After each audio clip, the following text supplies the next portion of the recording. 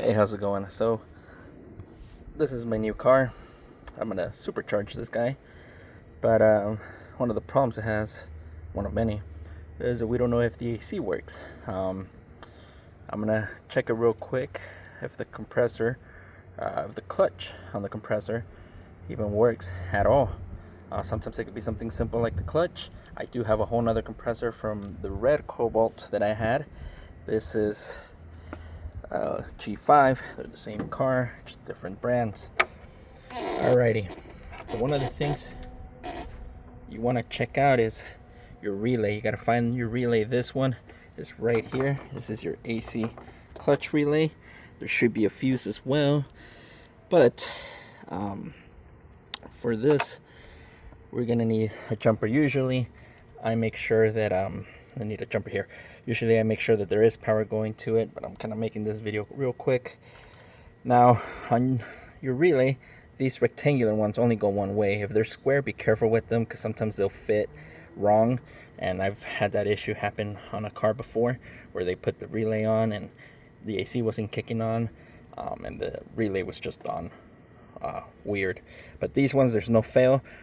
One of them is going to be 85, one of them is going to be 86, one of them is going to be 30, one of them is going to be 87. They're going to be opposite corners to each other, and there is no way to mess it up. No matter what, you always have your two coils here and your bridge right here. So on this, in this case, we flip it over.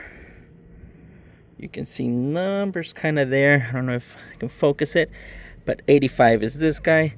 So therefore, once we put it in, if 85 is this corner, 86 is going to be here. So we're going to have 30 and 87.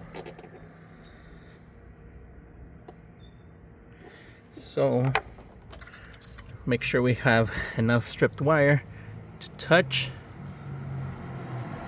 And then we're going to listen for a click. It's going to be pretty obvious. You don't have to have super quiet, but just make sure there isn't too much noise.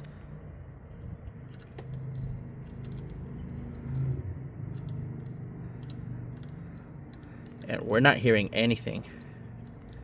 I was leaning on some piece of plastic here, so there was a pop the first time. It should be something like that. Now, if you know which one is exactly 30 and which one is 87, you could use the battery positive to put it onto that 87. But since I'm not sure, I'm not going to put positive on positive. And I think it wants to. You might hear a little bit, but it's not strong enough. And I know there is power because I was here watching a spark here.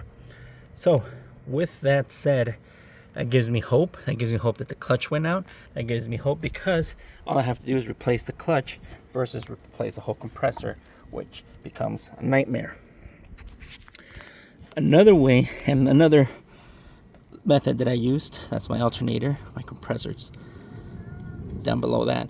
Another thing that I saw when I was buying the car is that when the AC was on, the light was on, but the compressor wasn't spinning at all. If the compressor spins, the pulley, the middle part spins, then it's pretty much your compressor that's gone. That's not always safe. Use some gauges. That's not always a proper method to use. Your expansion valve could be damaged, but a lot of the time it's your compressor that goes out versus an expansion valve. Not always. For this case, I did see that the center of the pulley was sitting still, so that kind of gave me a little bit more faith. Like I said, I have a whole nother compressor there. Even if the compressor doesn't work, the clutch should work, and I'll have AC on this car. And I was able to bring down the price because of that.